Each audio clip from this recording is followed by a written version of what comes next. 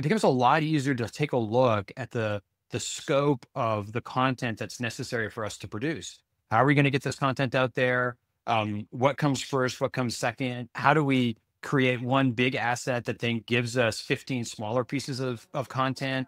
All of those things become a lot easier once you're thinking about the strategy of content, the conversation you want to have with the audiences. You're listening to the Revenue-Driven CMO, the podcast where we break down the most effective growth strategies from top marketing leaders. Join us every week as we dive into their stories, challenges, and insights that drive revenue.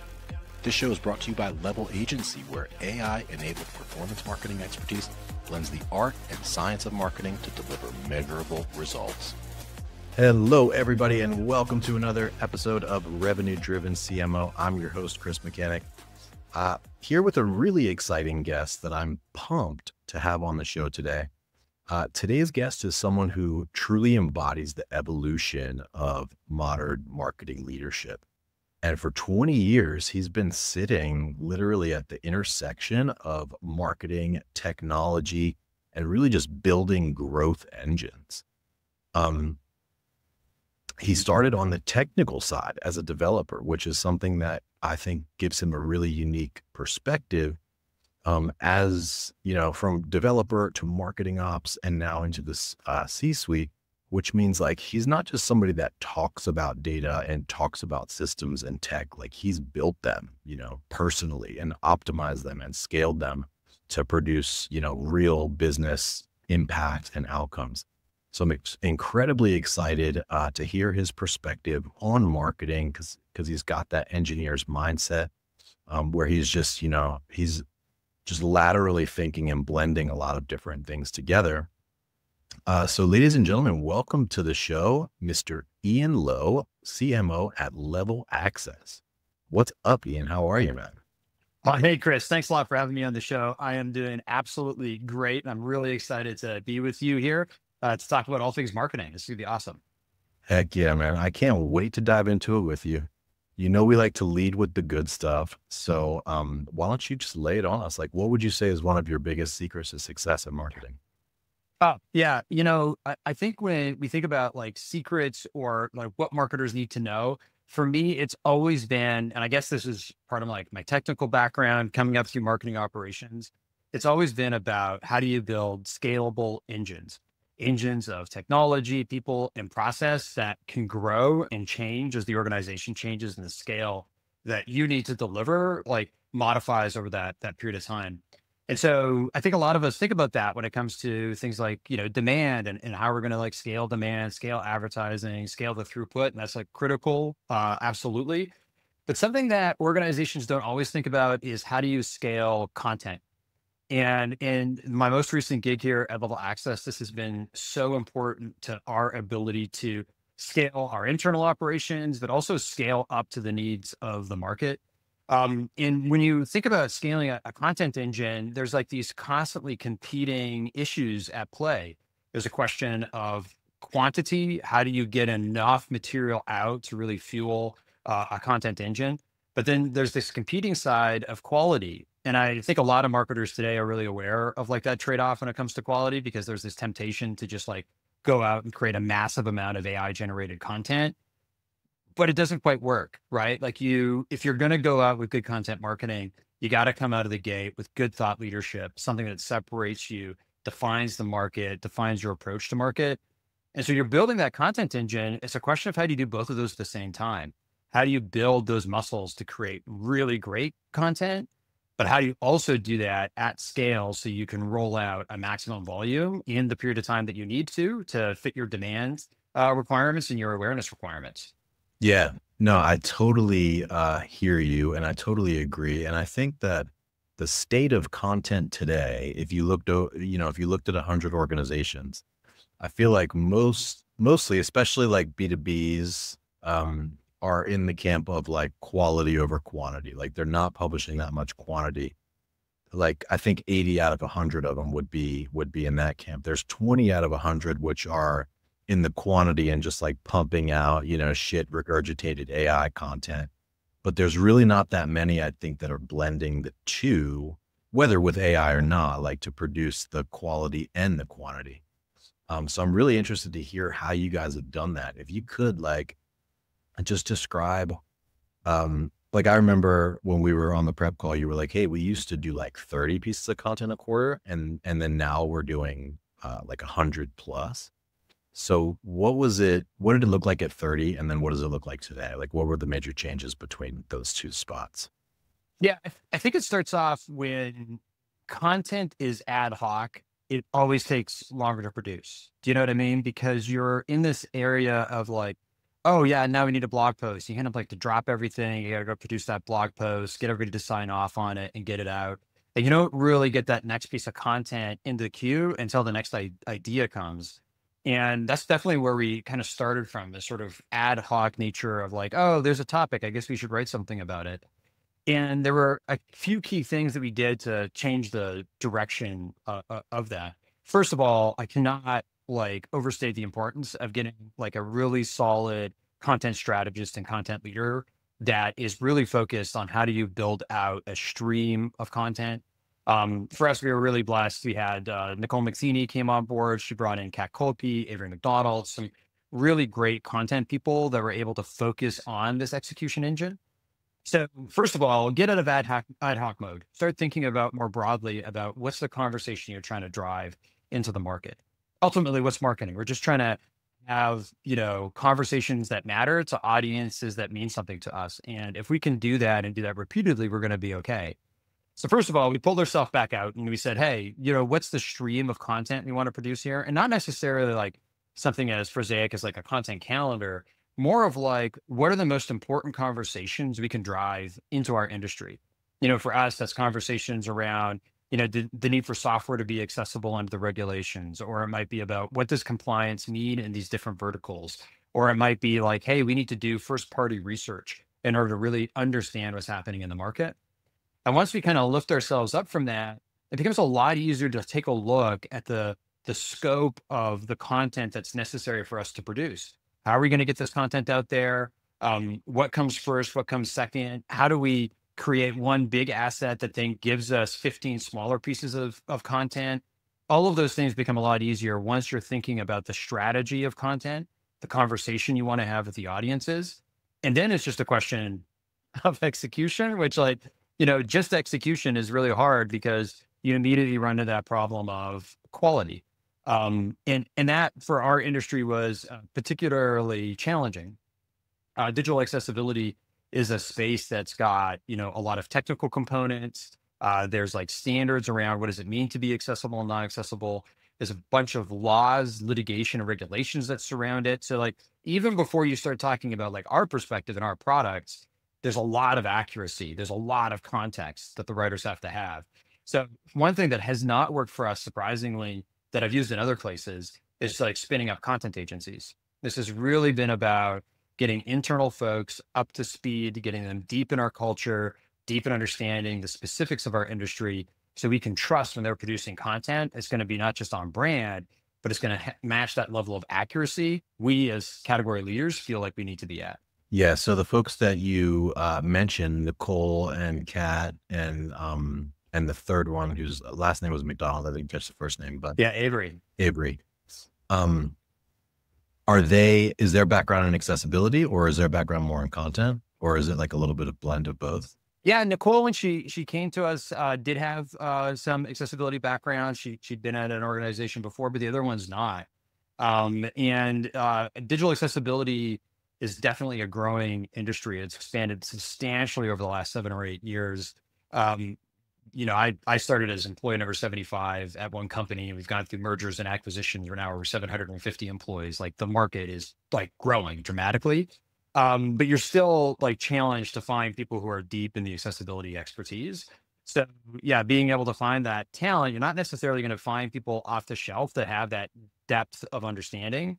So you've got to be able to invest the time to help them understand, get up to speed, try to write that content, give them that feedback about what's accurate, what's not accurate, so they can get to that level of confidence.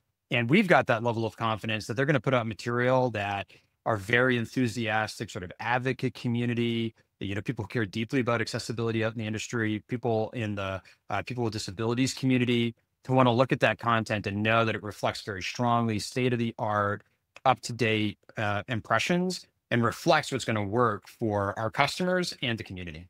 Yeah, 100%. So let's go through this kind of step by step. So get out of ad hoc mode. I think that in and of itself is a valuable piece of advice that, many would be served well to listen to. Take a step back. Then you mentioned a couple times, think about the conversations that you want to bring to the market. Let's double click into that real quick. Like, what does that look like? Because you've been there at this point for 4 years, but like, is that a marketing driven conversation, or like, what does that look like to sit down and say, guys, like, what conversations do we want to bring? Yeah, I think it's understanding the market, understanding our personas. There's also a sense of like, our corporate messaging and positioning, what direction is product going and taking. But it's, fundamentally, we're a mission-driven company. We believe it's our job to help make the world more accessible, let this power of digital work for everybody, including people with disabilities, to, enable these wonderful things. Digital mediates everything now. If you want to keep up to date with friends and family, you're going to do it on social media. If you want to book a trip, you're going to do it online. Everything's digital. So we really feel it's important for us to make this happen as a mission-driven company. And as a mission-driven company, what we're always asking ourselves is, how are our customer organizations, from the smallest organizations to where some of the biggest brands in the world, how do we scale across that and give them the advice that's going to help them make progress? How do we help them to go from wherever they're at to materially move the needle and make more of their experiences accessible, and let everybody get on that ride, whatever that is, whether it's, Wells Fargo, and we're talking banking, whether it's Walmart, we're talking retail. We just really want them to have fantastic experiences. And so when we're creating these conversations, it's really asking ourselves, like, what does this audience need to understand? How can we help them move forward in their understanding? And if we can do that, they should be aligned then with what we've done, which is build a product, a suite of products and services that are aligned with what we think is the best, fastest, most sustainable approach to the digital accessibility challenge. Mm-hmm. And so that's usually what we're thinking about. So whether it's, again, I think I cited earlier, hey, software vendors may not think about digital accessibility, but increasingly big brands are demanding accessibility from the software they buy. So what does that mean as a software vendor, never thinking about digital accessibility before, to stand that up and be able to respond to those requests, whether it's an RFP or a renewal process?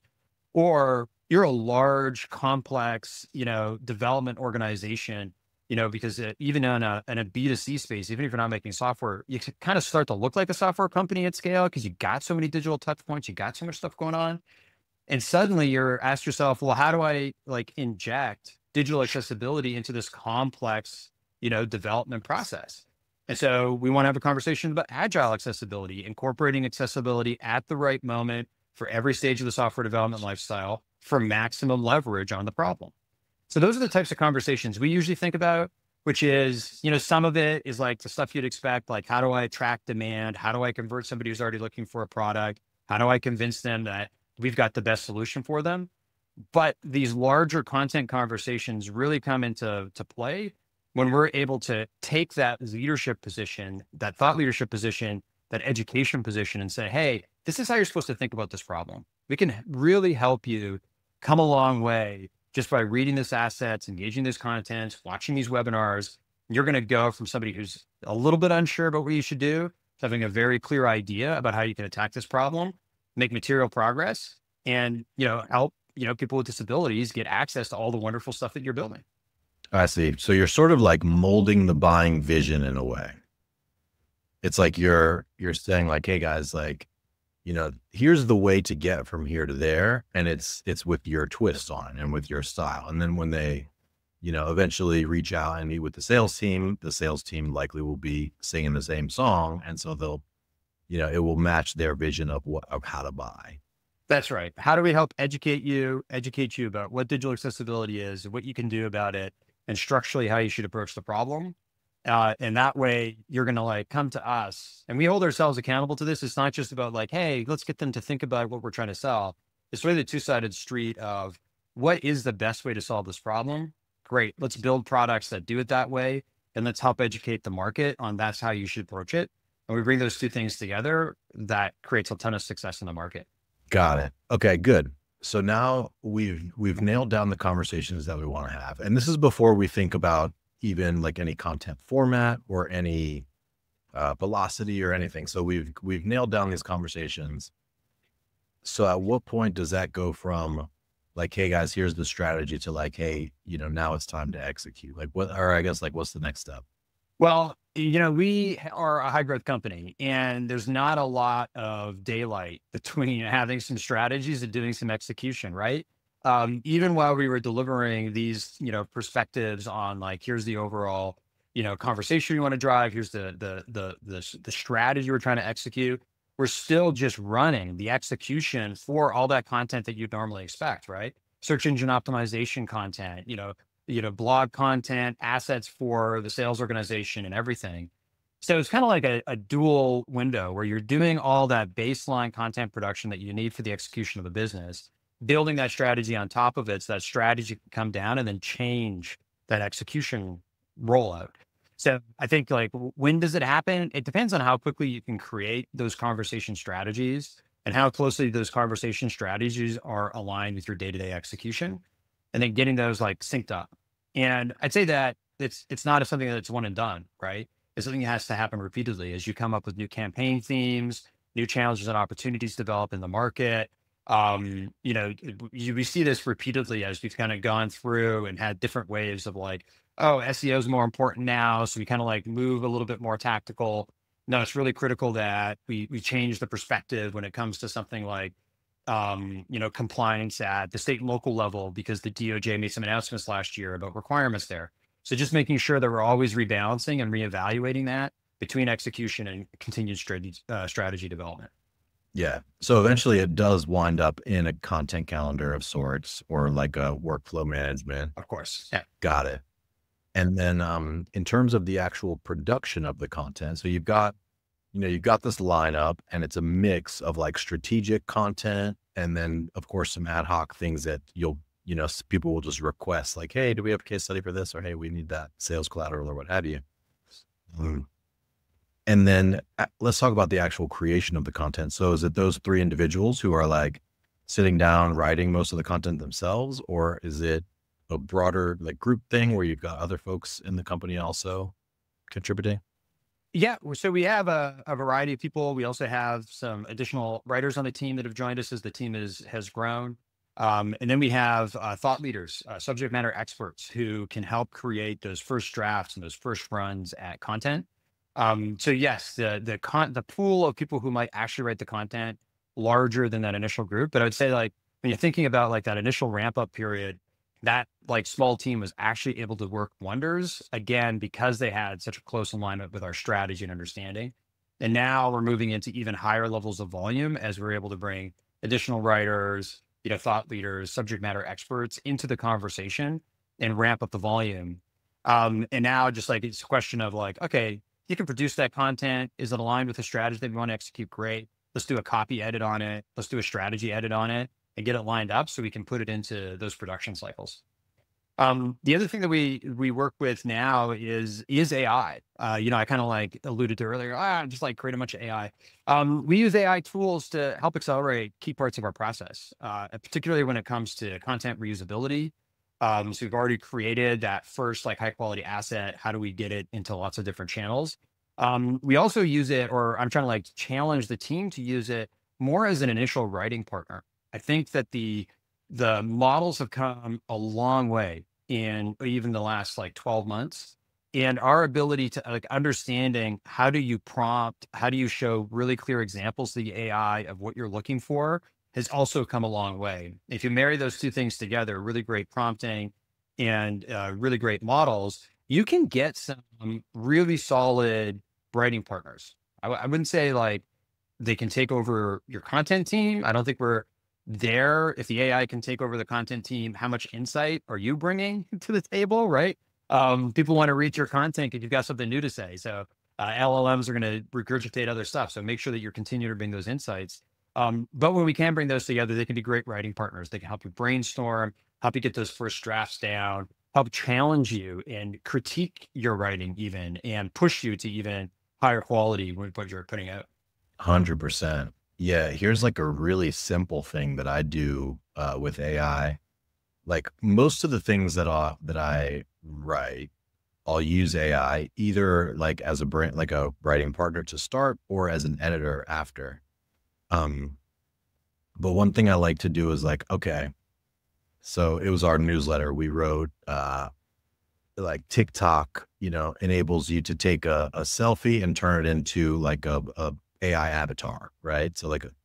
So, okay, there's an article. So I'm like, hey guys, like I'm like, hey AI, here's this article, write me a summary, but here's my take on it. Like my take on it is that this is gonna like be dangerous with deep fakes and the amount of content is just gonna explode and it's gonna be harder and harder to differentiate. And, the battle for attention is going to intensify. Like that's my take. And so include that. So I think when you talk about conversations, like that's a simple, even if you're, not a prompt engineer, or even if you like don't provide that many examples, I think like you would call that the conversation that you want to bring to the market, right? So if you just like, if you just start or end with like that perspective or that conversation, then you'll find the first draft is often pretty good. And it's not purely regurgitated, right? Because you're adding that to, because the AI wouldn't necessarily come out of the gate in a way that matches your perspective. You know what I mean? Well, that's it. And I think that when you think about it as a writing partner and like challenge it to critique you, challenge it to ask you more questions, it helps you clarify your perspective and what you want to get. I think one of the pieces kind of going around right now about AI and the power of AI is you can kind of treat or think about the AI as a genius level intern, incredibly smart, incredibly capable, but you really have to tell it everything that you want done step by step, and you'll get some pretty remarkable results out of it. Yeah. Have you tried Claude? I haven't tried Claude. We use a tool called Writer. We use ChatGPT. We use a few tools like that, but not Claude specifically. Do you like it? Claude is great. Yeah. When it comes to copywriting, especially like Claude, just right out of the gate, like it sounds less robotic.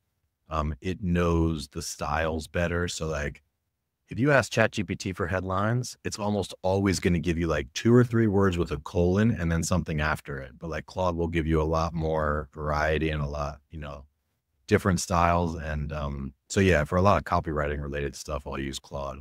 Yeah, and I think this comes back to when you want to use AIs right, we have like a style that our headlines look like.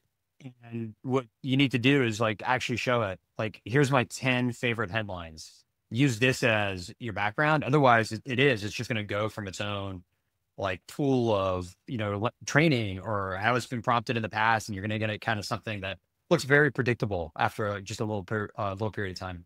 Totally. So I want to talk more about AI. I want to talk more about content. I want to hear about some of like the biggest successes and the biggest challenges and failures in your tenure so far. But for folks that aren't intimately familiar with Level Access, like, can you just give us a little bit of overview about what you guys do, what you're all about? Yeah, absolutely.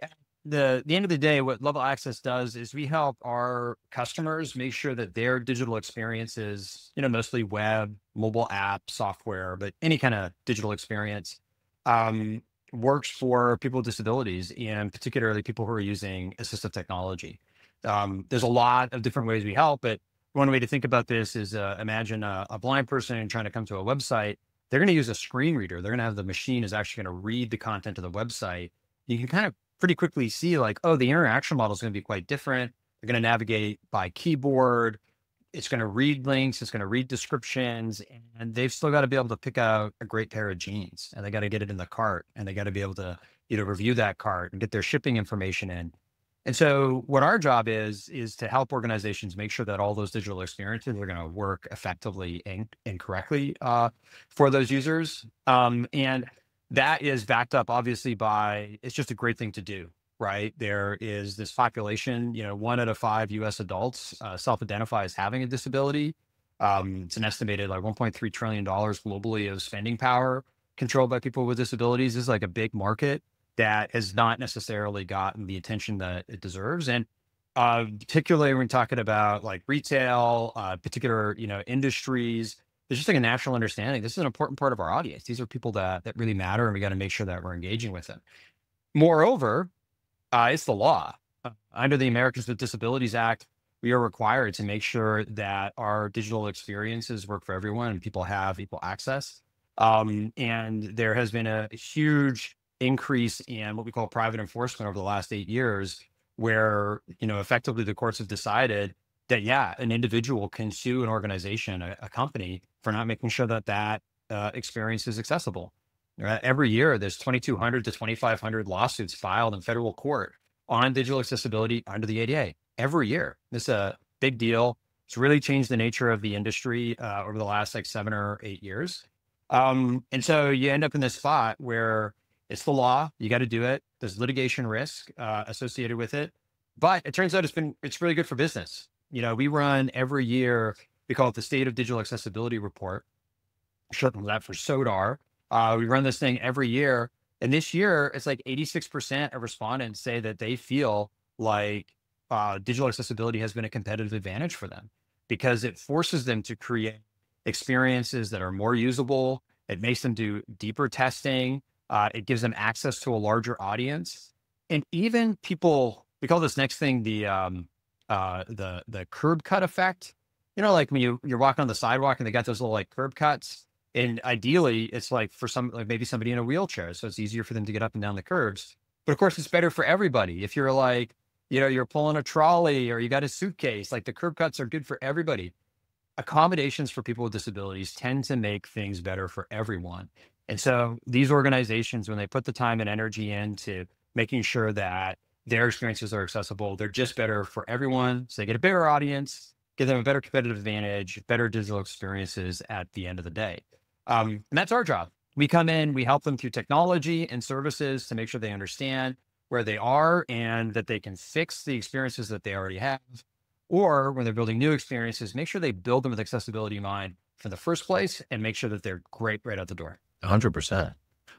Also happens to be good for SEO, right? Like having alt text and descriptions on your links and these things that are thoughtful and descriptive. Like that certainly is a boon for SEO. Absolutely. Well, that's awesome. I didn't realize, I knew that there was like some organizations like banks and financial institutions where you could actually be sued, but can any organization potentially be sued for not having an accessible website?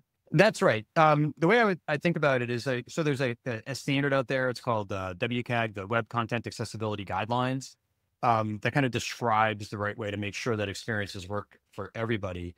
And, getting to like complete compliance, like every single thing on my site everywhere is compliant with every single part of that standard is not really the goal. What you're really trying to do is make sure that, when people arrive at the site, they could do the thing. Right. So they can buy the pizza, they can order the jeans, they can, tell the utility that their power is out. They can, whatever that is, open up a bank account, do a transaction, all those different activities, whether it's on a website or a mobile device, if you use some custom software, need to work for everybody. I mean, that's the nature of the ADA, to make sure everybody has access and you can do the things that is about it. So there's not a lot of limitations when it comes to Title III of the ADA that these lawsuits happen. There's an equivalent communication requirement that drives it. The thing that's kind of complex in our industry, again, if you go back to like when I was talking about content, there's like the standard stuff and the legal stuff and the litigation. So the ADA itself doesn't say anything about digital because it was signed into law in 1990. Like if it was, what would you even call it back then? Like the information superhighway or whatever, right? Like it just wasn't part of the conversation. So the actual, like where people have to be looking is the case law, the settled cases, the court decisions that are dictating the standard. And the best way for organizations to think about this is just to take the current standards. It's called WCAG version 2.2. There's 3 flavors of it: A, AA, AAA, that have like, if you have an A violation, that's like that's going to be a deal breaker. There's a real problem with that site for people with disabilities. AA is, there might be workarounds, but it's really a usability challenge. You want to get AA. AAA is like some really like extensive, detailed work. There's still good standards for you to follow, but collectively the industry is like, hey, if you get to that AA standard, you're going to have a site that's going to work. People are going to be able to do things. And what we encourage everyone is just make sure it's really easy for somebody on your website, if they run into a problem, to let you know that they've got a problem. And when you get that information, you do something with it. Like, don't just like let that go into a chat bot. It's in a database somewhere and you don't do anything about it. Make sure if somebody's telling you they have an accessibility challenge, they can't buy a pair of jeans, that's going to the development team so they can take a look at it, get that thing fixed and turn that around for those users. Yeah. No, that sounds like an awesome space to be because like, like you were saying, it's good for business. Like you'll generally get more conversions if your checkout process works, right? If your form is accessible for everybody. B, it's the law and becoming a law. And then it sounds like C, it's a moving target, right? So it's like, it changes all the time, which makes companies like Level Access, relevant all the time. But then D, it also gives you something to write about all the time, which is cool. We sure do. And the standard itself is relatively conservative. They don't try to make big changes. They want people to be able to like make progress. But this is the web. This is digital. Digital changes all the time, right? Like the pace of innovation. I saw an estimate. There's something like 250,000 new websites created every day around the world. And so you can imagine the volume of digital innovation, digital creation is so high that like trying to keep up with like the new technologies, the new deployment scenarios, right? How do you make sure that you're incorporating accessibility into those conversations? There's definitely lots for us to talk about that as there's new innovation. And so while the standard is relatively static, they continue to work on it. We're anticipating a version 3 in the next couple of years, but it's not going to just come out in a few weeks or something. There's going to be lots of time. This is done through the W3C, the World Wide Web Consortium that sets the standard. So it's all above board. But, what we're seeing is more and more countries are taking legislative steps. So in the United States, we're covered in the private sector through the Americans with Disabilities Act, the ADA. In the public sector, there is a part of the ADA that covers the public sector, but at the federal level, there's a law called the Rehabilitation Act of 1973 that covers a lot of the federal stuff. And then we've got like Canada has an act called the AODA.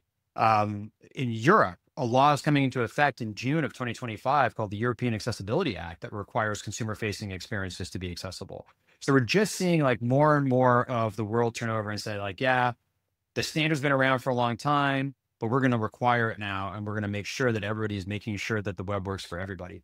And that's, obviously great for our business, sure. But moreover, like to go back to being mission driven, this is great for the world. This is a really good movement to make sure that these fantastic digital technologies, new ones that we're creating all the time, are going to work for everybody and nobody's going to be left behind from some of these amazing innovations. Yeah, 100%. So as we shift back into marketing, we talked about content. I'm curious, like when you look at your overall engine, like what's really driving revenue for you guys? What's really moving the needle, whether content or otherwise? Yeah. So first of all, the number one job is like people are looking for solutions today to the problem. And so the number one job is making sure we are there to capture that immediate active intent. That's absolutely critical. And there's a large part of our audience that are just sort of like still like, I just got a lawsuit.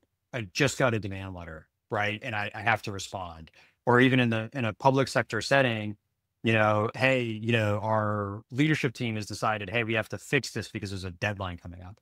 And so there's a constant stream of people who are just like, oh no, I don't know anything about this and I have to take action. And that comes either from a compliance perspective or it comes from a revenue perspective. So the compliance perspective are generally those public organizations or consumer facing organizations. The revenue conversation is on the technology side where an RFP comes in or there's a large renewal and they're suddenly saying, we only want to be buying accessible software. Please tell us the accessibility of your software. Either of those things happen and people start searching. They start like how to respond to a demand letter. I need accessibility now, or the thing that you produce to show how accessible your software is called a voluntary product accessibility template, a VPAT. Personally, what's a VPAT or how do I get a VPAT? And so like the number one thing is you just got to be there. You got to capture that active intent. Our industry is still, despite being around like in internet terms forever, The first working group in the W3C on digital accessibility was in 1997. It's like forever in internet terms. That all of this risk and litigation change has really happened over the last 7 to 8. So for a lot of organizations, this is still new. A significant portion, the majority of our customers are buying a digital accessibility solution for the first time. So that latent, that active intent, they weren't like doing research ahead of time. They had a compelling event. They got provoked into need. So first thing is you got to be there. We got to capture that active intent and make sure that we get them in good hands and we take care of them. Yeah, The, 100%. Are you guys seeing a lot of traffic? Oh, sorry, go ahead. But I was just going to say the other sweep of that are people who are trying to be educated, moving up the maturity, like our digital accessibility, like maturity model. They're trying to like new things. They want to build new experience with accessibility in mind. But for those, it's really that thought leadership. It's the content, it's the webinars and blogs, because there's an audience who's aware and trying to stay informed. But for them, it's really making sure that they see us as a great place to get information and insights, a great place to get new ideas about how they can go about solving problems. So when they're ready to engage with a vendor or potentially switch vendors, we're going to be at the top of the list and working with them. Yeah. So it sounds like pretty heavy on the search side of things, like in real time as folks are in buying mode or in learning mode. I'm curious, and you may not know this offhand, but have you seen traffic coming a lot from ChatGPT? We do see a little bit of it. I wouldn't say it's like a material thing. We do monitor it. We like to go in and ask the questions about our space and see what kind of answers that we get to sort of be aware of it. And there is a small, like single digit percentage, like a small part of traffic that comes from there. But the majority of the discovery traffic is still on search engines, at least for our industry. I just did a very quick prompt. I said, hey, I need to get my website fully accessible for ADA, WCAG, et cetera. What vendors would you suggest I reach out to? And you guys were listed there. Yeah, I mean, there's 4 others that I won't mention, but you guys are definitely listed as one of them. So that's good and interesting. And I'll give a tip for listeners and for you, which I encountered recently, in the vein of like how to make sure that you are appearing on in ChatGPT on prompts that are relevant. And a lot of it has to do with the words that appear around the links that are pointing to your site. So to take a step back on that, ChatGPT, believe it or not, and AI in general, is essentially a prediction engine that goes word by word, predicting like which word is most likely to come next based on all of the other words in the context window. And you probably know that, right? So SEO 1.0 used to be like, you wanted your keywords to appear in the anchor text of the backlinks pointing to the site.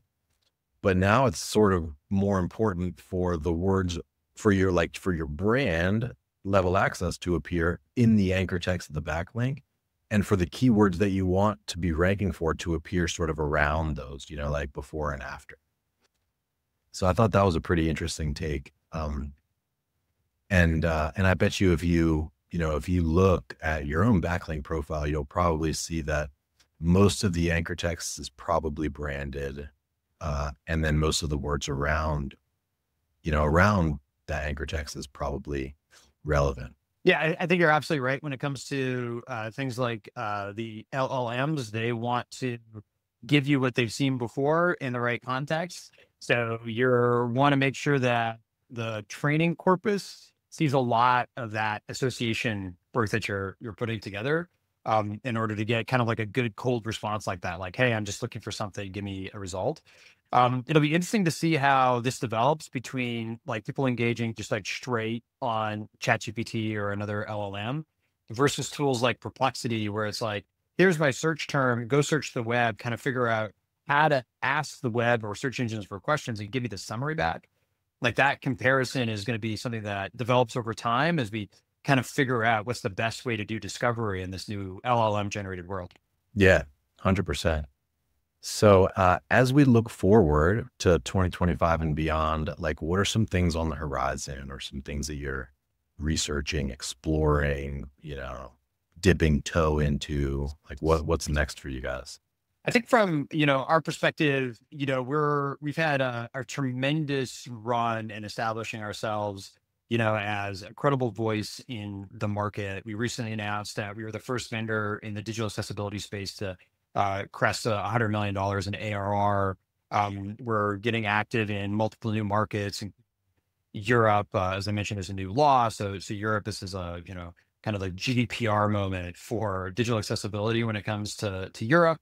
And, just extending our ability to help more and more organization and more kinds of organizations, particularly developing more sophisticated support for enterprises, which have always been our sort of like ICP. But as we kind of like build out this entire like suite of go-to-market motions, the question that we have is like, how do we do that? How do we go after these structured markets, but at the same time increase our sort of like emotional connection to the individuals who are buying? So how do we find ways to get back down from like a personalization perspective, an influencer perspective, to the people who are actually thinking about these tools on a day-to-day basis? Our solutions are necessarily kind of horizontal in organizations, because you imagine if you're building an experience, there's designers, developers, testers, marketers, e-commerce people, compliance, legal. Like you can imagine all the people that we touch in order to make sure that we're delivering a compliant solution. That means that we're supporting across that. And our software is really meant about bringing all of those people to a single view of the digital accessibility status, whether it's across one website or 10,000 websites. So that's really great from a solution perspective and the value we deliver to enterprises. But we need to bring this down to, great, you're the head of engineering, you want to incorporate this into DevOps. How do we not only tell you the story from a product and functional perspective, but how do we, get that emotional connection about the value we can bring to you and in your job and your teams? And I think that's part of the conversation we're having now, where we've done a lot to help position the quality of the solution we bring. And now I think we want to spend some time in 2025 going back to like that intimate human connection through, face-to-face activities, potentially influencer activities, to make sure that the people who are buying us are like hyped and psyched to work with Level Access as we are to work with them. Yeah, you mentioned influencers a couple times. I'm interested in that. I think that influencer marketing has been around for a long time, but I think it's still like pretty underutilized in B2B. How are y'all going about that, or what's the approach? I think early days for us, but it's really trying to make sure we are thinking through our buyers. People in the accessibility industry know us very well, and we have great connections and relationships with them. But then there's these other audiences. So, for example, the DevOps engineer lead or designers, they travel in different circles. So it's really a question of like, how do we introduce them to this topic of conversation, which they're probably aware of, but may not be thinking of as part of their day-to-day job until they get the RFP, they get the demand letter, whatever like triggers them into action. So if we can prime that pump, so to speak, whether that's through traditional PR and media relations or other types of activities, that's what's a very interesting topic for us in 2025 to explore, to just help people understand this a little bit better before they know they need it. Got it. So would the designers or the DevOps folks ever be like actual buyers for you guys, or would it be more of like the legal and compliance folks that would, be the ones kind of leading the charge? Legal and compliance often can start a deal. They're rarely the financial decision maker or the buyer. Sometimes they are, but really what happens is legal and compliance are like, hey, we're getting a lot of demand letters, or one too many lawsuits over here, or whatever that is. And they go to the business or the functions and say, hey, we have to address this. We have to turn this around. So they can start deals, but they're rarely the ones who finish them, so to speak. It's usually the organization that most directly owns that property, right? So that could be IT or development or product if it's a software company, but it might be marketing or e-commerce if it's not a product company. Design can sometimes come in. If you think about like, if you just like put accessibility aside for a second, you think about this as like, these are bugs, right? Like there's usability bugs sitting on an interface. The best time to fix a bug is not when it's live. That is the most challenging, most difficult, most expensive time to do it by the time it's gone live. So we recommend, and the entire industry recommends, you take a shift left approach where you sort of like imagine, the software development lifecycle is aligned, starting with design on one side and, uh, live production on the other side. You just want to move in the direction of design.